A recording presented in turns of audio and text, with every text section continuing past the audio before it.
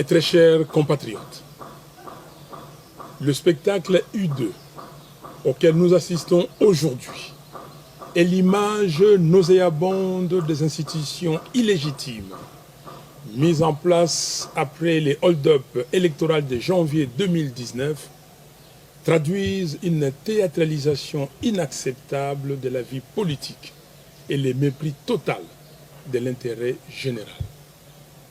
En effet, au moment où toutes les filles et tous les fils du Congo se mobilisent pour sauver le pays de l'occupation de ses terres, du pillage de ses ressources naturelles, ainsi que de sa balkanisation, la coalition FCC cache, nous distrait avec un semblant de bras de fer qui paralyse le pays et qui détruit davantage les piliers de la démocratie.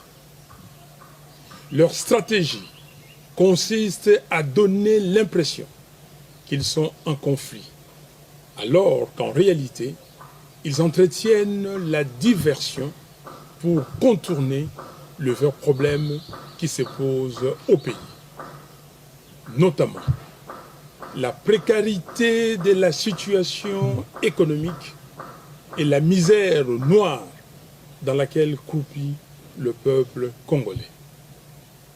L'insécurité généralisée dans le pays, la corruption érigée en système de gouvernance, la présence inacceptable des armées étrangères sur le sol congolais, l'exhumation du rapport mapping et la création d'un tribunal pénal international pour la République démocratique du Congo, l'occupation et la balkanisation de notre pays.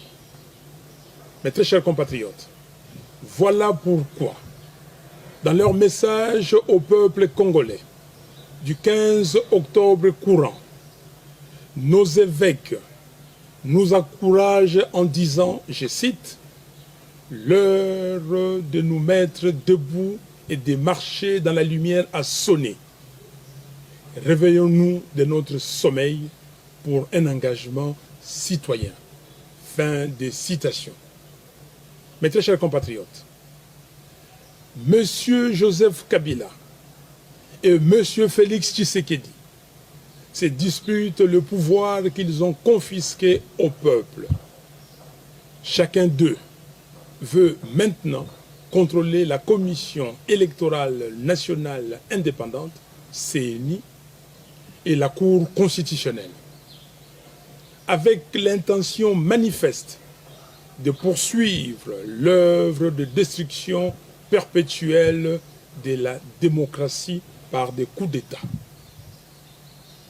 La Commission électorale nationale indépendante, CENI, et la Cour constitutionnelle doivent être réellement indépendantes et libérées de l'emprise de quelque faction politique que ce soit. Ainsi, seule une dénonciation publique du deal peut attester de la sincérité de chacun d'eux.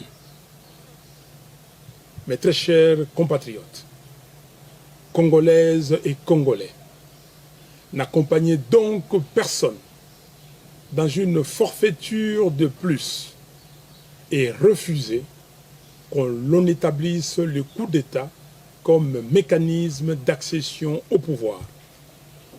C'est pourquoi, en toute responsabilité, je demande une fois de plus aux leaders de nos confessions religieuses, nos pères spirituels, d'offrir leurs bons offices pour pouvoir réunir toutes les parties prenantes afin de trouver consensuellement une solution à la crise qui déchire notre pays.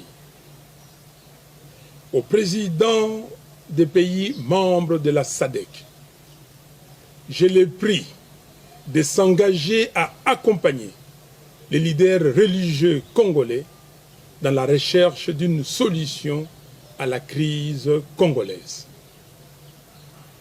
aux membres de la communauté internationale. Je les exhorte à se ressaisir afin d'aider les Congolais à retrouver une stabilité pérenne pour le pays et pour la région, au travers de la mise en place des institutions légitimes, gage du développement. Que vive la République démocratique du Congo, que vive son vaillant peuple. Je vous remercie.